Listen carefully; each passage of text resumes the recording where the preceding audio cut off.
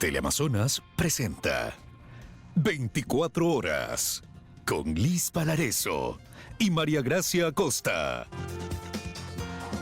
Amigos, ¿cómo están? Muy buenas tardes. Iniciamos con la información. Un tiroteo en plena hora pico en una estación de metro de Nueva York, en Estados Unidos, deja varias personas heridas. La policía busca al autor del ataque, que no se investiga como un acto terrorista. Momentos de pánico vivieron los usuarios del metro de Brooklyn en Nueva York, Estados Unidos, durante un tiroteo registrado esta mañana en la hora más concurrida. En videos que circulan en redes sociales se puede ver a un tren llegar a la estación y al abrirse las puertas empieza a salir humo. Inmediatamente las personas salen desesperadas de los vagones. Algunos de ellos ya estaban heridos. Las imágenes mostraban al personal del metro guiando a los pasajeros en pánico, algunos todavía agarrando sus tazas de café de la mañana. Una investigación preliminar indica que un posible artefacto de humo fue detonado en la estación, según informó un alto funcionario de las fuerzas del orden. La policía de Nueva York dio declaraciones al respecto. Vamos a actualizar a los neoyorquinos sobre un tiroteo activo que tuvo lugar esta mañana dentro de la estación de metro de la calle 36 en la línea N. Quiero comenzar asegurando al público que actualmente no hay artefactos explosivos conocidos en nuestros trenes subterráneos. La policía de Nueva York señaló que, de acuerdo a un informe preliminar, un perpetrador masculino que posiblemente llevaba una máscara de gas y un chaleco de construcción naranja huyó de la escena hacia un lugar desconocido, por lo que es buscado por las autoridades. Justo antes de las 8:24 de esta mañana, mientras un tren con destino a Manhattan esperaba para ingresar a la estación de la calle 36, un individuo en ese tren se puso lo que parecía ser una máscara antigás. Luego sacó un bote de su bolso y lo abrió, y el tren en ese momento comenzó a llenarse de humo. Luego abrió fuego, impactando a varias personas en el metro y en la plataforma.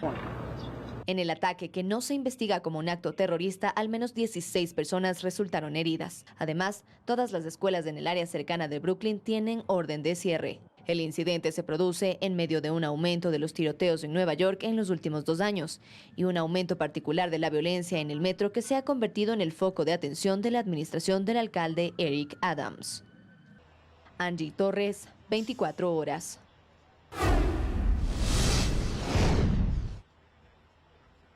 Regresamos al ámbito nacional. El gobierno no puede hacer más que apelar el habeas corpus que puso en libertad al ex vicepresidente Jorge Glass. Es lo que aseguró el presidente Guillermo Lasso, quien dice respetar la independencia judicial e insiste en que no hay ningún pacto con el correísmo. Freddy Paredes está en el Palacio de Carondelet para traernos los detalles. Hola, Freddy. Hola, ¿qué tal, Liz? Amigos televidentes, muy buenas tardes. En efecto, casi 48 horas después de la puesta en libertad del ex vicepresidente Jorge Glass a través de un habeas corpus concedido por un juez de Manglar Alto, el presidente de la República se pronunció sobre el tema a través de las entrevistas que concede a colegas periodistas los días martes. En efecto, dijo que el gobierno va a respetar los poderes del Estado, en este caso a la función judicial, y que lo único que puede hacer el gobierno con los representantes del Estado correspondientes es presentar la apelación en la audiencia correspondiente. Escuchemos lo que dijo el presidente Guillermo Lasso. Pacto con el correísmo. ¿Qué pacto hemos tenido? Si lo único que hacen es bloquear al gobierno en la Asamblea Nacional. Así reaccionó el presidente Guillermo Lasso a los cuestionamientos por presuntos acuerdos con el correísmo. Cuestionamientos que se multiplicaron tras la liberación de Jorge Glass. Está al tanto de los detalles del habeas corpus que recibió el ex vicepresidente, una de las principales figuras del correísmo, sentenciado por corrupción. Lasso presume que hubo irregularidades, pero insiste en que respeta la independencia de poderes y que no puede intervenir más allá de sus competencias. Aunque eso dice, es lo que muchos le han sugerido. Yo soy una persona que respeta la independencia de poderes, a pesar de que durante el fin de semana muchos doctores en leyes, profesores de leyes en la universidad me han dicho, tienes razón, presidente, existe la independencia de poderes en una democracia liberal, hay que respetarla, pero en este caso no. Y bueno, pues yo ahí no puedo compartir ese criterio, porque entonces estamos frente a una democracia relativa, que la respetamos cuando nos gustan los fallos de los jueces y tenemos que respetarla cuando no nos gustan los fallos de los jueces. Lo que sí puede es solicitarle al SNAI que apele la decisión y así lo ha hecho, asegura, pero que no puede ir más allá. Pues dice no busca venganza, aunque admite que el ex vicepresidente no goza precisamente de su simpatía. Ha sido una persona que ha perseguido el apellido que llevan mis hijos, el apellido que lleva mi esposa, con infamias como aquella del feriado bancario. En esa línea va también el discurso del ministro de Gobierno. Se le pone una Biblia, usted puede jurar ante la Biblia que no pactó con el correísmo. Así es, totalmente, 100%. Francisco Jiménez insiste en que la liberación del ex vicepresidente Jorge Glas nunca estuvo en la mesa de conversaciones cuando en sus primeros días el gobierno se sentó a dialogar con el correísmo y con el Partido Social Cristiano. Para entonces Jiménez fue criticado por asegurar que se podían revisar algunas sentencias. ¿Escuchó el presidente? ¿Estuvo en la mesa la posibilidad de que Glas salga de la cárcel? Jamás. ¿Nunca pidió el correísmo eso? Jamás. Y mientras el proceso de apelación del habeas corpus que hoy mantiene a Glas en libertad sigue su curso. La seguridad del ex vicepresidente ha sido reforzada, dice Jiménez. Yo he oficiado a 3 instituciones distintas para que redoblen la guardia del señor Glas dentro de los límites que la Constitución me permite. Esto asegura, con el fin de evitar que el gobierno sea sorprendido nuevamente. En Guayaquil, Carlos Acoto, 24 horas. Y el gobierno empieza a preocuparse por la opinión pública adversa a los hechos que se han presentado y que señalan un aparente acuerdo entre el gobierno y el correísmo. Ratifican que no existe ese acuerdo. De hecho, en un conversatorio con periodistas que se inició a las 10 de la mañana y que se extiende hasta este preciso instante, los ministros, el ministro de Gobierno, el ministro del Interior, el consejero presidencial Diego Ordóñez han ratificado que no existe ningún acuerdo y han admitido la posibilidad incluso de haber pecado de ingenuos al no poner la lupa sobre un proceso que venía intentando la defensa de Glas para vía habeas corpus obtener la libertad. En todo caso, en el marco de este conversatorio con periodistas, el ministro de Gobierno ha ratificado la decisión del Ejecutivo de ir a una consulta popular. Ha dicho que se basará esta sobre 3 ejes: reforma política, empleo y temas económicos y temas de seguridad.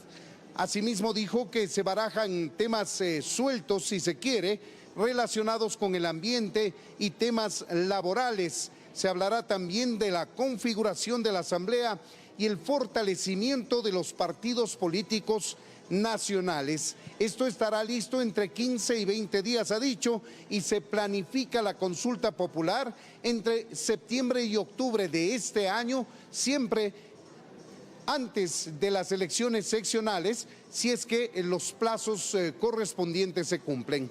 Es lo que podemos informarles hasta este momento. Sigan ustedes, María Gracia, en los estudios. Amigos, muy buenas tardes. Muy buenas tardes, Freddy. Muchísimas gracias por la información desde el Palacio de Gobierno. Y en ese mismo tema, fuertes dolores, alucinaciones y un alto riesgo de suicidio fueron algunos de los argumentos presentados por el equipo médico de Jorge Glas para salir de prisión. De acuerdo con su abogado, Glas a esta hora podría estar en cualquier parte del país. El enlace es con Joana Ramos para que nos explique de qué se trata esto último. Hola Joana, muy buenas tardes. Por favor, explícanos de esta. ¿Qué tal, compañeras, amigos en casa? Muy buenas tardes. Y esa es justamente la razón por la que decidimos salir desde este punto.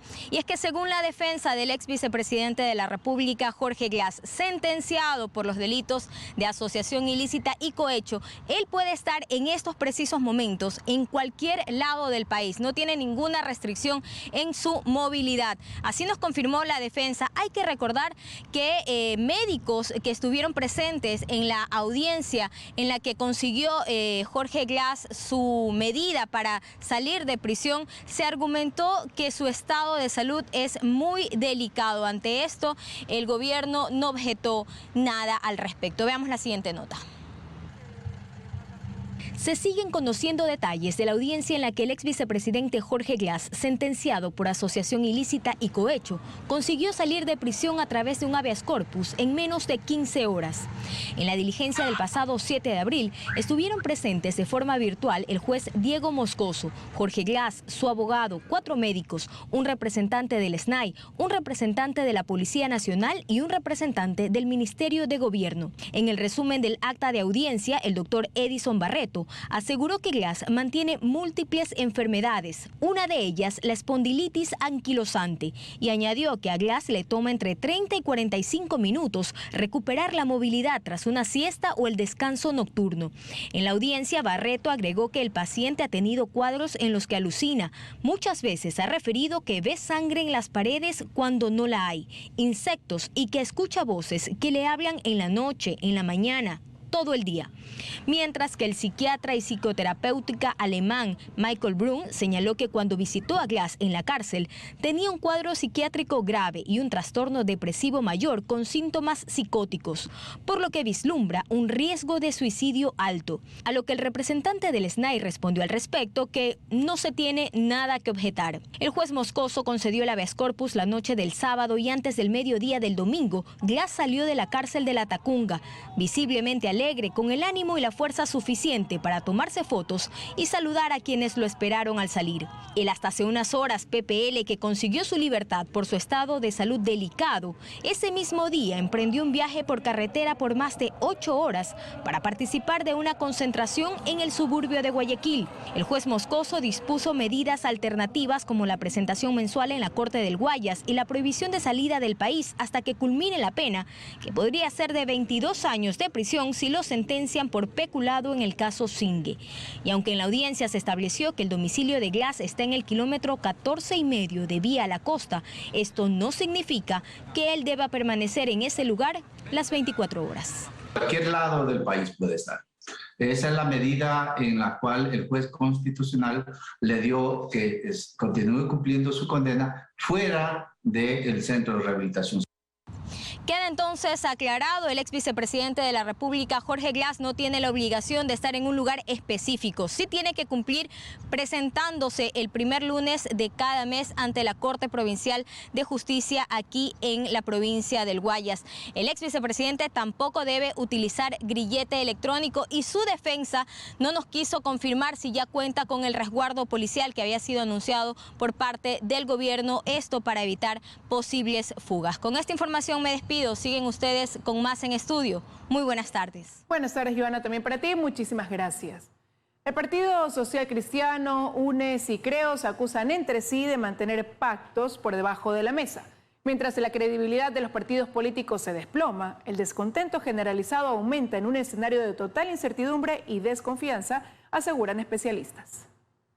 El Partido Social Cristiano, el oficialismo y el correísmo. Cada uno intenta posicionar su propia historia. CREO señala al PSC por tener pactos con el correísmo. El Partido Social Cristiano le regresa la acusación.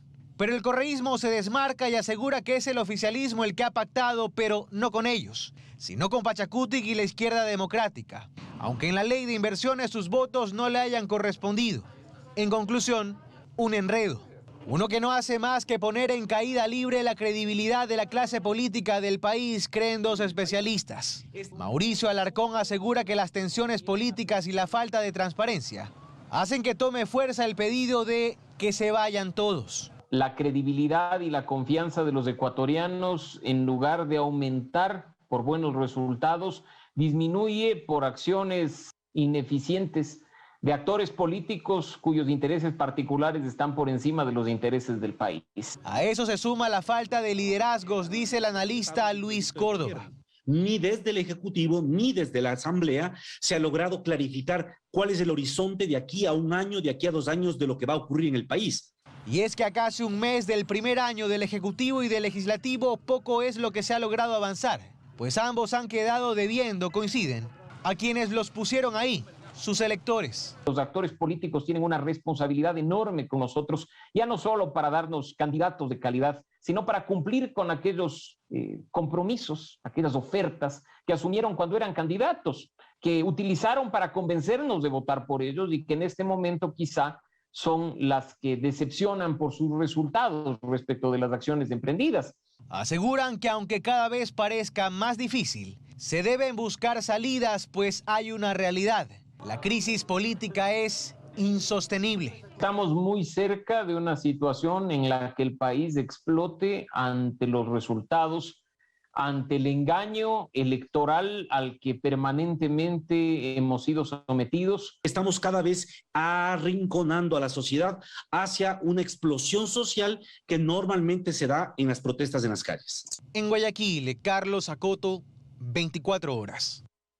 La central hidroeléctrica Coca-Codo Sinclair, emblemática obra de la Revolución Ciudadana, fue inaugurada por Jorge Glass en noviembre de 2016. No obstante, el país sigue pagando el costo de una central hidroeléctrica inaugurada con problemas aún no resueltos. Noviembre del 2016, el despliegue informativo desde el gobierno de Rafael Correa fue inmenso. Asistimos a la inauguración de una obra emblemática, la central hidroeléctrica Coca-Codo Sinclair, contratada por algo más de 1.900 millones de dólares. No obstante, los problemas apenas aparecían. A la fecha se sabe que esta mega construcción ha costado 2.700 millones de dólares, más 600 millones de dólares que corresponden a la red de transmisión de 500.000 voltios que lleva la energía a todo el país.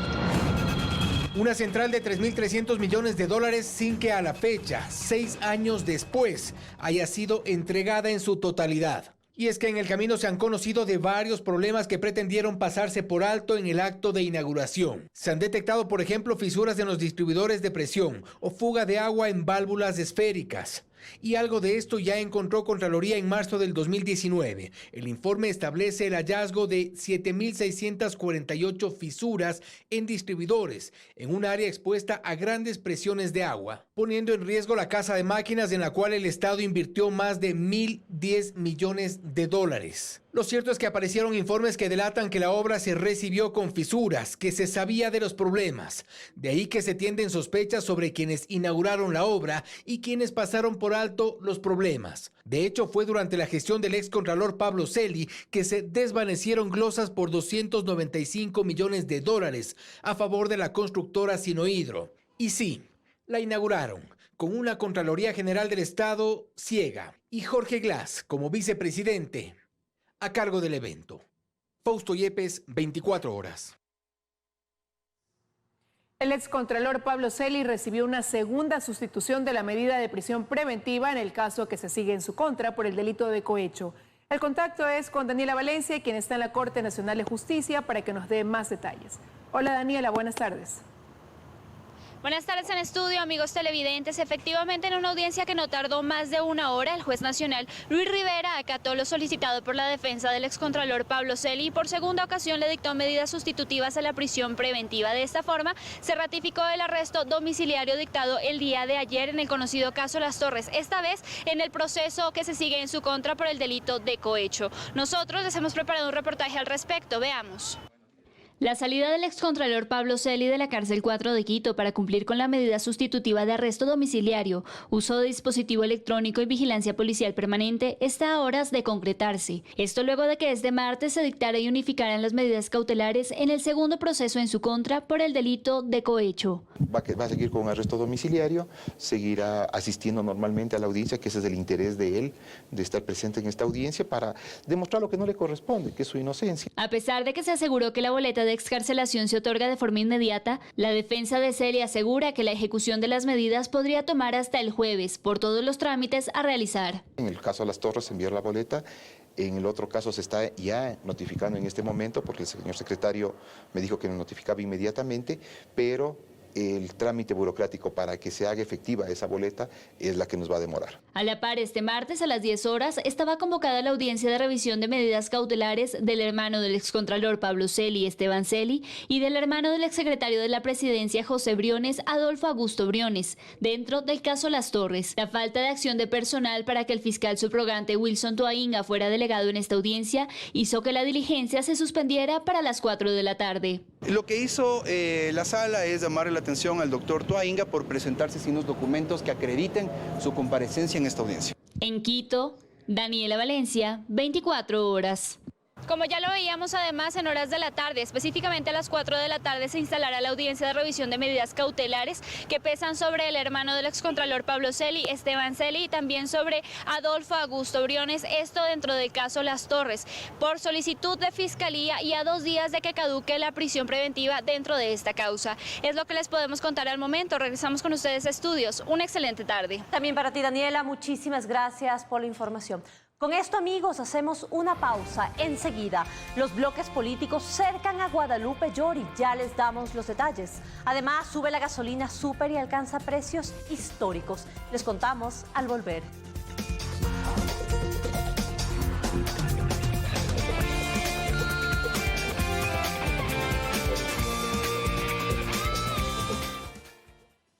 Estamos de regreso con más información. Tras la calificación del Consejo de Administración Legislativa a la denuncia en contra de Guadalupe Llori, ya se habla de cómo debería estar conformada la comisión evaluadora. La bancada oficialista ha sido la única que tajantemente ha dicho que no va a apoyar su creación. Belén Merizalde nos cuenta cómo avanza este proceso. Hola Belén, buenas tardes. Hola, ¿qué tal en estudio, amigos televidentes? Muy buenas tardes. Luego de que el CAL ayer por la noche calificara con 4 votos a favor y una abstención del asambleísta de la Izquierda Democrática, Yesenia Guamaní, la denuncia presentada en contra de la presidenta del Legislativo, Guadalupe Llori, hoy aquí en la Asamblea ya se habla sobre cómo debería conformarse esta comisión evaluadora con fines de destitución. Por ejemplo, los rebeldes de Pachacutic sostienen que lucharán por un puesto en esta comisión y ya mencionan el nombre del asambleísta Peter Calo, mientras que desde el Partido Social Cristiano dicen que su representante en la comisión será Pedro Zapata, en tanto que Pachacutic y la Izquierda Democrática hacen otras propuestas. Escuchemos. Esa comisión tiene que estar conformada, como dice la ley de la función legislativa, con los integrantes de quien designe las bancadas. Hoy hay 5 bancadas en la Asamblea Nacional, por lo tanto tiene que estar un representante por bancada en esa comisión. Creemos que debe ser legítima, que debe ser legal, que deben participar todas las bancadas reconocidas en la Asamblea Nacional y por lo tanto que permitan la participación democrática de todas las fuerzas que representan al pueblo ecuatoriano. En tanto, la bancada oficialista ha sido hasta el momento la única que de forma tajante ha dicho que no va a apoyar la conformación de esta comisión porque la consideran ilegal y dicen que esta no es una defensa a Llori, sino a la institucionalidad. Escuchemos lo que dijeron. Y nosotros lo hemos dicho, no estamos negados a ningún proceso de evaluación, pero dentro de la ley. Porque están acostumbrados ahora a pisotear, como lo hicieron durante tantos años, justamente la ley y la Constitución. Y los elementos que se constituyeron ayer tendrán que evaluarse sobre la legalidad de las acciones que están cometidas. Y por eso, en función de ello, nosotros no vamos a darle validez a algo que no tiene legalidad y, sobre todo, está irrumpiendo en el proceso. Y aquí no estamos defendiendo a Llori, aquí no estamos defendiéndola a ella. Aquí estamos defendiendo la institucionalidad de una Asamblea Nacional. Toda la sesión ha quedado comprometida.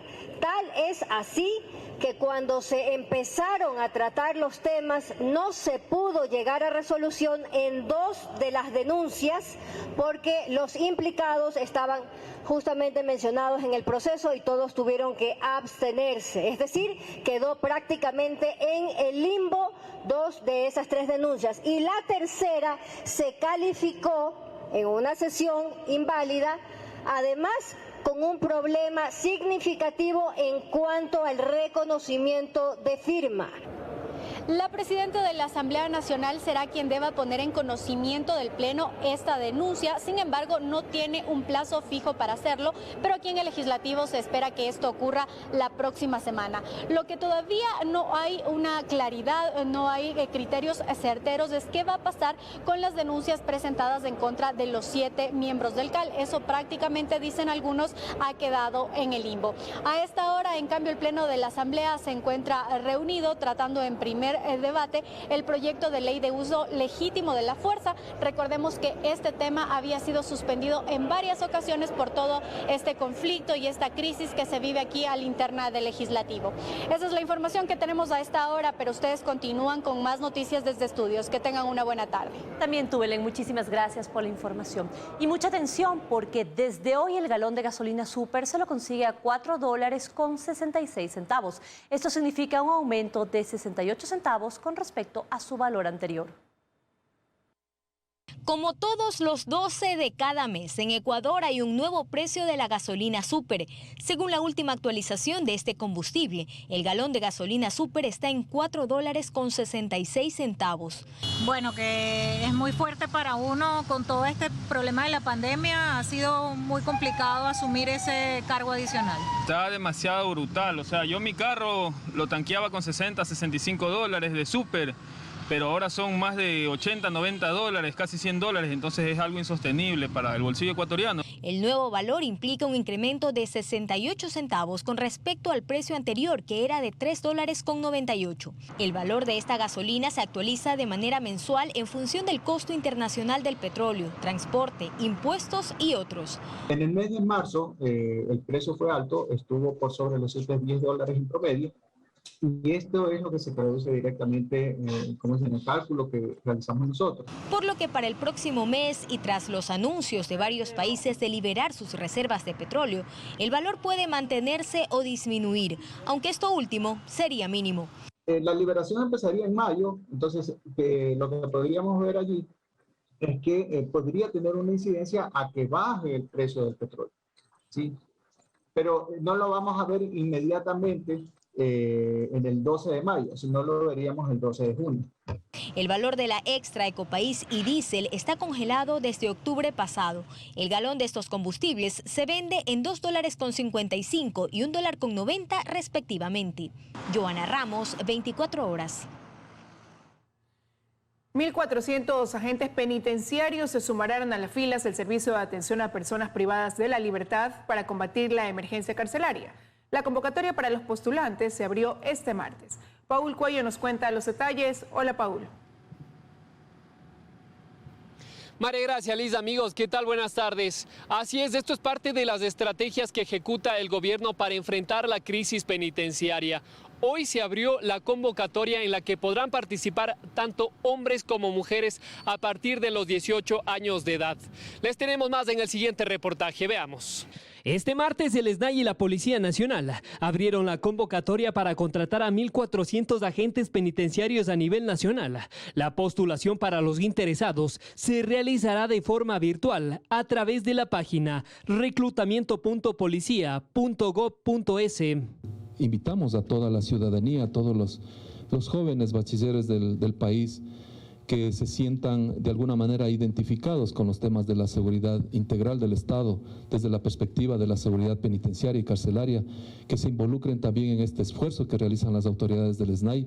Este proceso de selección tendrá una duración de 9 meses y se realizará en 2 fases. La primera tiene que ver con la selección del personal y la segunda con la capacitación del mismo en temas relacionados a derechos humanos, manejo de crisis, psicología, entre otros. Estamos preocupándonos también por la integridad emocional, familiar de todos tanto del personal administrativo como también de los agentes de seguridad penitenciaria. La Policía Nacional, de su parte, será la encargada de la capacitación del personal y se lo hará en diferentes destacamentos de la institución. Los agentes penitenciarios percibirán un salario de $813 aproximadamente. Los costos que eventualmente la Policía Nacional podría generar es ningún costo. ¿Por qué? Porque ponemos a disposición toda la capacidad instalada para colaborar en este esfuerzo que es el momento de que todos apoyemos justamente este sector importantísimo de esta población. La SNAI con este proceso planea sumar más personal a sus líneas con el objetivo de sanear la emergencia penitenciaria. Actualmente existen 1.650 guías en las cárceles del país. Con esos 1.400 nuevos jóvenes que ingresarían, pues, y también el año que viene el proceso es para 1.000 más, vamos a comenzar a fortalecer esa institución. No obstante, el número de guías sigue siendo insuficiente, pues con los nuevos aspirantes, el SNAI sumará 3.050 funcionarios que serán distribuidos en todas las cárceles del país, en donde se encuentran alrededor de 35.000 reos. En Quito, Paul Coello, 24 horas. Así es, como les indicamos, hoy se abrió la convocatoria y otro de los requisitos es que los postulantes deben ser bachilleres. Con esta información regreso a estudios, compañeras, ustedes con más. Amigos, buenas tardes. Muchísimas gracias, Paul. Muy buenas tardes. Tanto la Superintendencia de Bancos como la de Economía Popular y Solidaria están encargadas de vigilar a esos negocios que surgen irregularmente para captar dinero de manera ilegal, como Big Money, sin importar si son sitios previamente autorizados o no por las entidades para funcionar. Consta en el decreto ejecutivo 395. La Superintendencia de Bancos y la de Economía Popular y Solidaria tienen la obligación de supervisar, además de a las entidades autorizadas, a las que no han sido autorizadas. Esto a propósito de la aparición de varios negocios irregulares destinados a captar dinero de manera ilegal y provocar estafas, como el caso Big Money. El decreto emitido el pasado 5 de abril deja claro que ambas superintendencias tienen la facultad de establecer que una persona natural o jurídica está realizando actividades financieras prohibidas en entidades no autorizadas. Incluso pueden realizar inspecciones. Pues obviamente tiene que actuar la autoridad correspondiente que tiene a cargo la regulación de estos sectores, en concordancia con la Fiscalía. Cuando la situación así lo amerite, se podrá coordinar con la Unidad de Análisis Financiero del Ecuador, la Fiscalía y la Policía Nacional. Esta última deberá brindar protección, apoyo o auxilio durante el procedimiento. Toda captación ilegal de dinero puede considerarse también como un delito subyacente para lavar dinero, porque si se capta ilegalmente dinero y ese dinero va a ser utilizado para un fin particular, ese propósito también puede ser ilícito. Puede también esconderse dinero ilícito que viene del crimen organizado. Rosa Matilde Guerrero, superintendenta de bancos, cuenta que en los últimos años los supervisores de la entidad que han visitado en persona las direcciones que se han podido obtener de locales en los que se realiza esta práctica, ha puesto en riesgo su integridad. Nosotros somos supervisores técnicos y entonces cuando vamos a inspeccionar nos enfrentamos con personas que lo que hacen es captar en el margen de la ley. No estamos formados para eso, somos auditores. Guerrero comenta que previo a la firma del decreto, como superintendencia se hicieron muchos esfuerzos para combatir la captación ilegal de dinero. Entre mayo de 2019 y marzo de 2022, por ejemplo, se emitieron 70 alertas. En el 2021 incluso se presentaron 66 denuncias a la Fiscalía y otras 4 en lo que va de este año. También 50 casos se derivaron a la Unidad de Análisis Financiero en ese lapso. Son entidades que llevan ya delitos que no corresponden entonces al ámbito de un supervisor técnico. Además, se han publicado alertas tempranas para proteger a la ciudadanía de estafas. En redes sociales, entre 2019 y 2022, se han contabilizado más de 750,000 visualizaciones de esas alertas posteadas. Pero sí pedirle a la ciudadanía que por favor, si es que lo que le ofrecen ganar es 2, 3 veces lo que comúnmente le ofrece cualquier institución financiera, tenga la seguridad de que no va a ser bueno. Luisa María Heredia, 24 horas. Hacemos una pausa, amigos, pero al volver, desde el lunes se pedirá el carnet con la tercera dosis de la vacuna anti-COVID en el país. Además, ¿qué pasa en China? Hay un duro confinamiento en la ciudad de Shanghái. Les contamos más al volver.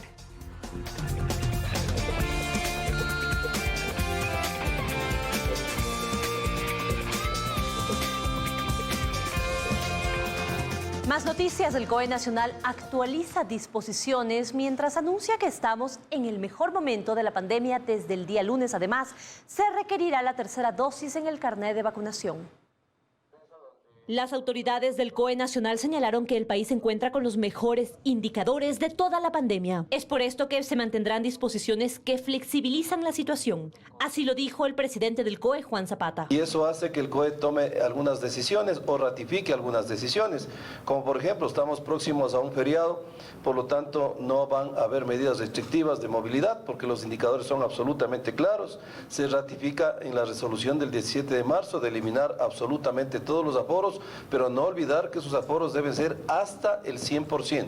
Quien con cifras justificó el decrecimiento de casos confirmados a nivel nacional fue la ministra de Salud, Jimena Garzón. Al momento, en la semana 14, tenemos diagnosticados 1.395 casos. Ustedes ven como prácticamente en el país no tenemos casos nuevos de COVID. Esto explica se debe especialmente al éxito obtenido con la vacunación en el país. Y sobre todo el plan de vacunación extremadamente efectivo. Estas son las demostraciones. Los indicadores epidemiológicos no mienten. Sin embargo, a partir del día lunes, se exigirá el control de la tercera dosis en el carnet. Para la presentación del carnet de vacunación, el cual tiene que tener ya 3 dosis. Todas las personas de todas las edades que ya tengan 5 meses de la segunda dosis. Y se ha solicitado obviamente a las intendencias que por favor a partir del día lunes 18 generen los controles ya en locales que no son esenciales. Y mientras nos acercamos al feriado de Semana Santa, las autoridades, conjuntamente con el representante de la Iglesia Católica, recuerdan las celebraciones que están aprobadas. Recordamos que el aforo es del 100% y nosotros estamos garantizando esto para que así podamos estar también de una forma tranquila. Es una situación alentadora que nos acerca al día en el que podremos dejar la mascarilla, por lo menos de inicio, en espacios abiertos. El 3 de mayo, como está planificado, tendremos la sesión del COE Nacional en donde ya analizaremos los datos sanitarios. Si siguen con estos buenos indicadores, que son muy alentadores, pues ya analizaríamos el tema de la mascarilla en espacio abierto. En Quito, María Gracia Acosta, 24 horas. Retomamos la información nacional para contarles que la fachada de un edificio patrimonial ubicado en las calles Escobedo y 9 de octubre en el centro de Guayaquil se desplomó esta madrugada. Nos enlazamos a esta hora con Alex Vargas, quien está en el lugar y nos amplía la información. Alex, muy buenas tardes. Adelante, te escuchamos. Gracias, buenas tardes. Son varias las calles que han sido cerradas por parte del ATM para que personal estructuralista del municipio de Guayaquil, en coordinación con gestión de riesgo, los trabajos se puedan realizar en esta edificación que colapsó en horas de la madrugada aquí en las calles Escobedo y 9 de octubre. Se conoce que los trabajos están siendo ejecutados de forma manual para evitar contratiempos en vista de que aún siguen transitando ciudadanos al llegar a su lugar de trabajo. Vamos a escuchar las declaraciones de Daniel Félix, que está encabezando los trabajos por parte de la Dirección Técnica Estructuralista del municipio de Guayaquil. Escuchemos. Todas las edificaciones mixtas no son perfectas, son basados en madera, en hormigón, por ende no es que presentan un sistema tan regular como estamos habitualmente ya acostumbrados a ver en todas las viviendas y todas las edificaciones. Ahora, por el momento lo que vamos a atender es solamente la parte que se haya visto afectada por el colapso. Ya vamos a asegurar de que todo lo que esté alrededor sea seguro para los peatones, para los usuarios y que puedan retirar todos sus bienes inmuebles sin ningún inconveniente. Pero por el momento lo que tenemos que hacer nosotros es apuntalar, asegurar, hacer los retiros necesarios, desalojar todos los materiales escombros y ya por lo menos tener un estado seguro e íntegro para los transeúntes. Cabe destacar que el propietario de este inmueble, que fue construido en el año de 1918, que a la fecha son 104 años, está coordinando acciones con el municipio de Guayaquil y Patrimonio para que al menos la fachada de esta edificación se mantenga y siga embelleciendo al puerto principal. Es lo que podemos dar a conocer. Gracias, Alex, por esa información. Con esto nos vamos a una pausa y enseguida regresamos con más.